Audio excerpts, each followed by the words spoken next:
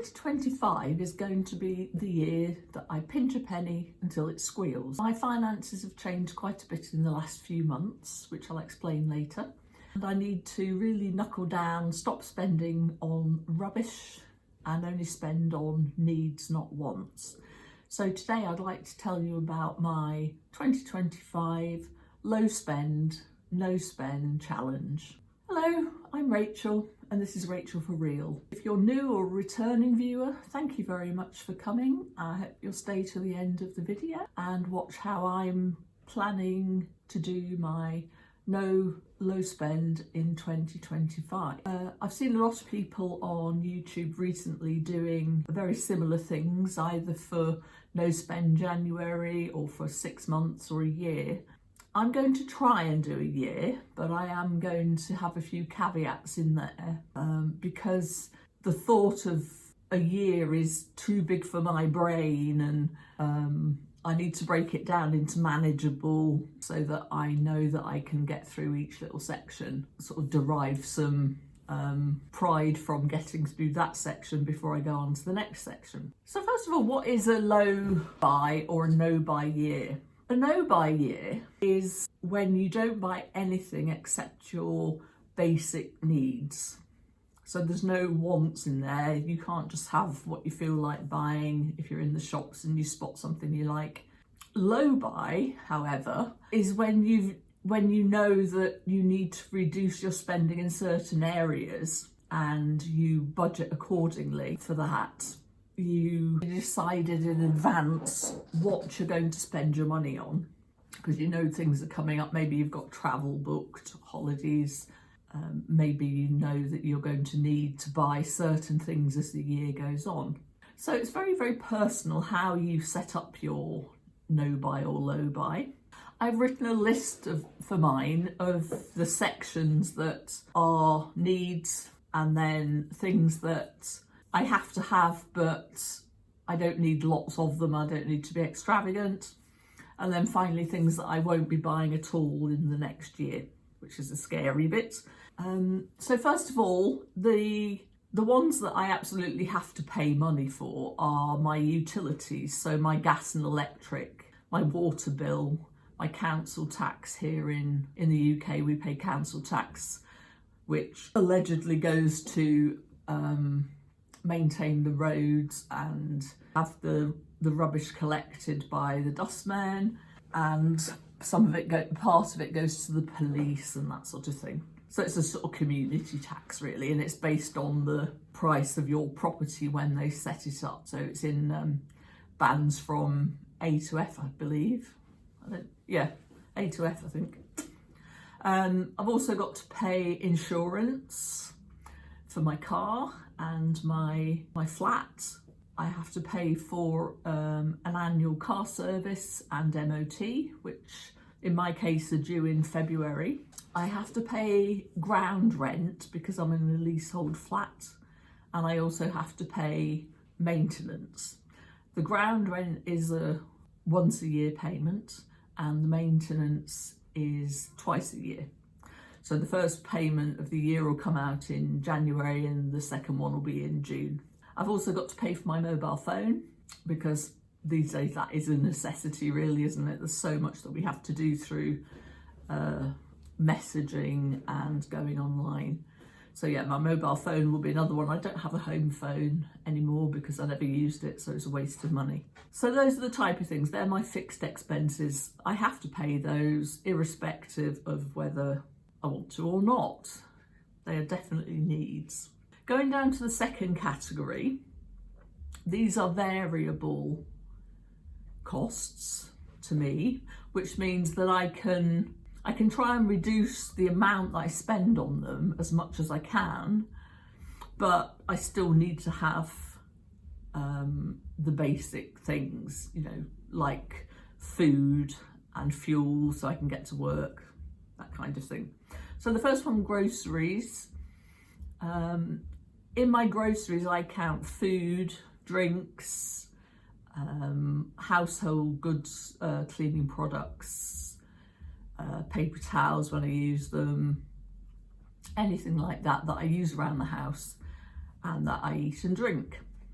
So if I live quite frugally over the next year, I can bring my grocery budget down. I can be more mindful about what I'm buying and not buy lots of junk food, which will be good for my purse and for my my body. So yeah, it's making the best use of the money that I've allocated each month for groceries. I also have to buy petrol so that I can get to work, but I try and limit how much I use my car when I'm not working, or if I can walk to a particular job, then I'll do that rather than get in the car.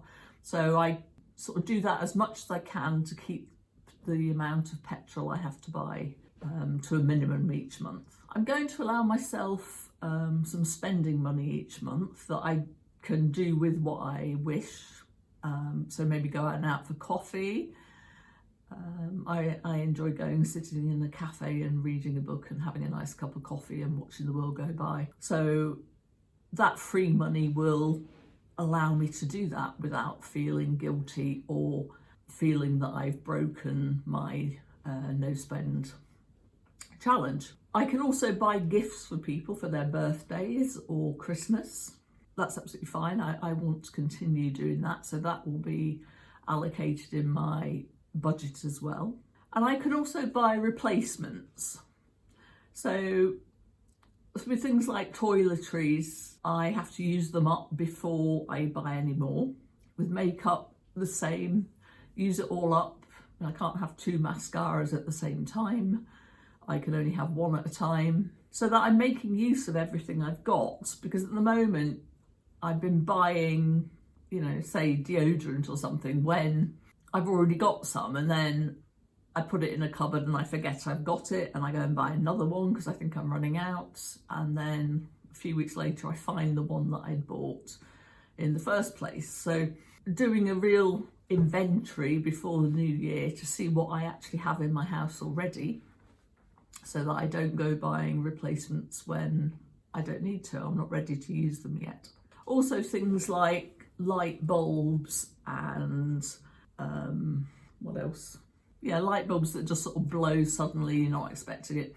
Can replace those, obviously. I'm not going to sit in the dark to save a few quid. That's pointless, isn't it? And also things, if they break down in the house, like the washing machine goes, or, I don't know, the TV blows up, God forbid, then I can replace those. But things like the microwave, maybe I can go the whole year if that breaks down and not replace it. So being, again, very mindful about what I'm replacing, whether I actually need it. I do need a washing machine, but I don't really need a microwave. It's very handy, but life won't end without it. So I could put that off. That's not something I have to buy straight away. Or I can put it off till later in the year when I have a little bit more income and I can afford it.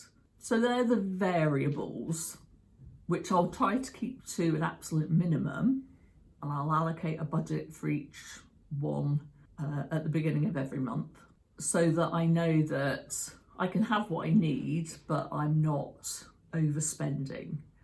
It's very tempting, isn't it, to go to the supermarket for one item and then you come out with 6 because, I don't know, they were on offer or they looked nice or you were hungry or whatever reason.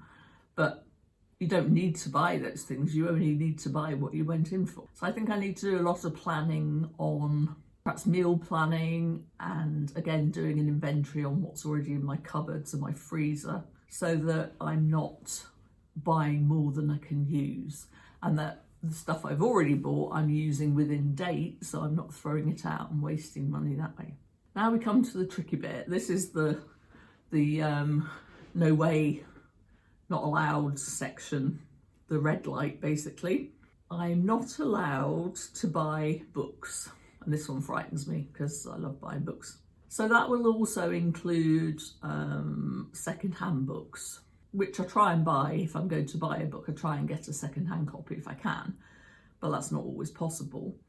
And it does save money, but in the spirit of this challenge, I'm not supposed to be spending money on wants. So I won't be buying books, I'll be using the library.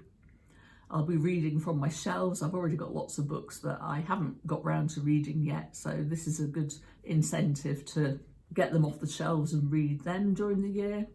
And I can also borrow books from friends and family, and I do promise to give them back.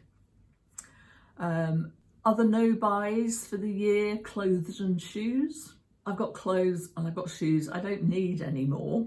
If an occasion comes up where I suddenly find myself, I don't know, needing something formal, then I can go and get something to wear, but I would try and get it through thrifting or borrowing first rather than buying new. But I don't tend to go to that sort of event where I get dressed up, so I can't envision me needing it this year. So again, no shoes, no books, no things for the home, so no cushions or candles, no new bed linen or towels. I've got enough to do me. You know, having new sets just for the sake of it because you get a bit bored with the pattern is, I don't know, it's quite wasteful, isn't it? You know, I don't have the funds for it at the moment, so I can't buy it. And another one is stationery. I've got a very bad habit of buying journals because a new journal is very exciting, all those fresh pages with nothing on them. And I just love going and choosing a journal. But I also like to buy pens and other bits of stationery. So I've got enough, you know, I've probably got enough for 3 years to keep me going. So I don't need any more, so that's on the list, and I'm not going to be buying stationery. And the final one on this list is subscriptions. Now I do have a few subscriptions that I will be keeping. I will be keeping Netflix, and I will be keeping some other ones I use for work. But I'm going to be putting a stop on Kindle Unlimited because that's about £10 a month. And as I said, I'm not buying books, and I know you can read free books on there, but I'm still paying £10 a month for them, so I am still paying for books. So I'm going to cancel Kindle Unlimited for now for the year, and I'm not going to sign up to any other subscriptions for downloading films or anything like that, or for courses, unless something comes up that I want to learn about that will help me make income rather than use up my income. So if it's a course that will help me get new work, or you know, do a side hustle or something, then I will consider investing in that subscription. But otherwise, no more subscriptions, and I'm cancelling one of my subscriptions that I currently have. So yeah, that's about it. Writing it down, it didn't seem too bad. I know that going through it month by month, it's going to get harder and harder, probably. And the first few months will be quite tricky because I'm having to change all of my habits. You know, I can't just go shopping because I'm bored or lonely. I can't just go shopping for something to do. I've got to plan my shopping trip, and I've got to take a list, which I'm incredibly bad at. I don't write them in the first place, and if I've had a very lucky day and I have actually written a list, I tend to leave it at home and forget about it. So I need to get on and be organised. So meal planning, shopping lists. If I notice that things are getting low, like shampoo and conditioner, then write them on a list that I keep in, you know, on the kitchen work surface, so that I know that they're upcoming things that I've got to plan into the budget and put on the shopping list. So yeah, I think it's going to be quite testing for the first few months, especially because January is such a gloomy month. It's, you know, I think it's the worst month of the year. It's dark, it's cold. I don't know, all the sparkle from Christmas and New Year's gone, and it just feels a bit flat and a bit nothing. So I'm going to try and occupy myself with colouring, adult colouring books and drawing and junk journaling. I'm trying to learn crochet, but I'm I struggle. It just does not compute in my head. The wiring from my head to my hands is bust, I think, because I read the instructions and then try and do it and it doesn't happen. But I've got a year. I've got a whole year, plenty of time when I'm not shopping. So I'm going to try and do my crochet and I'll keep you informed on how that's going and whether it's going. So why am I doing a low buy year? I won't say it's a no buy year because I know there's things coming up that I will have to buy. We've had a couple of really bad storms recently in England, and quite a few of the panes of glass in my greenhouse on my allotment have been smashed. So I need to replace those before the spring. No point doing it now because the weather's probably going to be rubbish for the next few months, but as soon as spring arrives, I'll need to replace those. I'll also need to buy some compost and things like that for the allotment so that I can get my seedlings started for the year. That's all going to be planned into my budget as a known expense, and I'll allocate a certain amount of money to do that. So it will be low buy, but by having the allotment up and running, hopefully that will cut down on my grocery bill. So that's great. That's good. That's a positive use of money. And hopefully, if we have more storms, they won't damage the greenhouse again. So it'll sort of be okay for another year. So yeah, recently my income's gone down by a lot. I had quite a lot of time off work with a knee injury. And because I'm self-employed, if I don't go to work or my work's cancelled, I don't get paid. And so I had about 6 weeks where I had no income. And I'm solo, so there's no other income coming in the house. And I also lost a few customers during that time. They'd obviously decided they're going to look for somebody else to do their cleaning. So when I went back to work after my injury, I ended up on about half the income that I was on before, and I didn't earn very much before, so I'm way down on what's coming into the house now, to the point where I've had to dip into savings to buy groceries and petrol. You know, I could just pay my utilities, but I've not been able to pay anything else. So that's the major reason for the low buy in 2025, is that I need to stop spending my savings because it goes down very quickly, even just with everyday things. And I need a little bit of buffer, a little bit of security. You know, should something major happen, like my car needs replacing or the boiler goes or something like that, I need that buffer to allow me to replace those things. So yeah, I'm on about half the income. I need to find more work next year. You know, it's nearly Christmas, so as soon as the new year starts, I'll start looking around and trying to get more work coming in.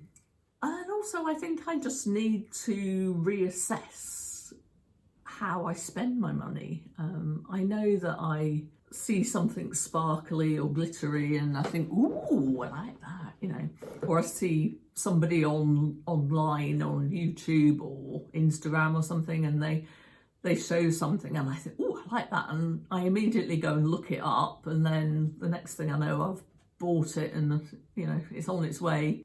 But I don't need it. It's too quick. It's too easy to do online shopping. So online shopping has to stop. You know, I get rid of the apps and the emails that sort of lure me into buying things I don't need.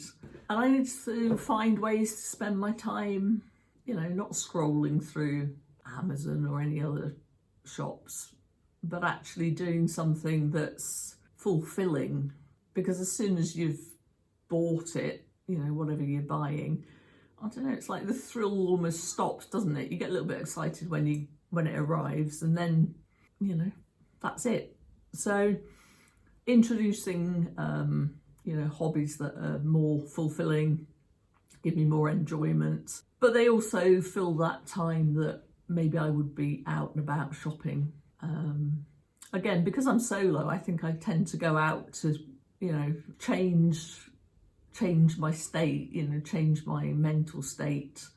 So I see that, you know, the world exists and there's people around, and, you know, I don't have people to talk to at home unless I've invited people round. So I need people. So, but I think if I fill my time doing nice things, and if I do go out, then I go out with a purpose. You know, I've got my spending money for the month, so I can still go out and do things, but also go out for walks and not fill the time with things that have to be bought and paid for. So yes, excited, nervous. I think I'm going to look at it as 1 month at a time.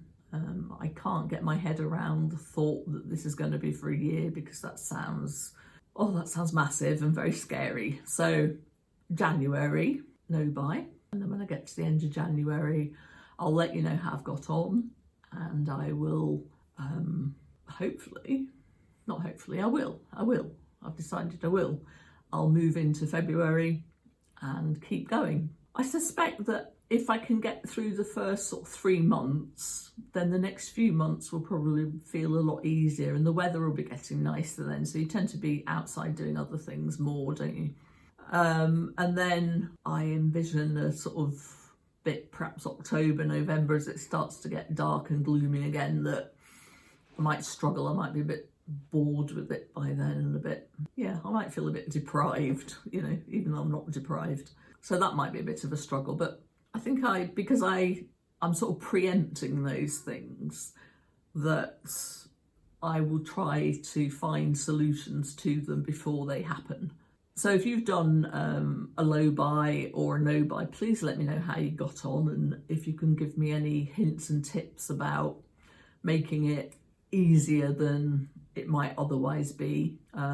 It is a challenge. It's called a challenge, and for a reason. You know, it's not easy, but I think it will improve my frivolous spending, but it will also improve my, you know, my financial situation, and my income will actually go to things that are important and necessary, rather than just being wasted on things that, you know, I don't need, I don't want particularly. They just seem like a nice idea at the time. So wish me luck. What are we, about a week? Yeah, a week and a half till New Year now. Oh, so yeah, I'll get my thinking cap on and do a bit of planning, make sure that I've set up a system for doing inventories of toiletries and food, so that I know what I've got in the house, and we'll go from there. So yeah, join me if you'd like to. Let me know in the comments below if you've done one before and how you get on, or if you'd like to join me this year, let me know that too. It'd be lovely to have some company so that I'm not on my own doing this.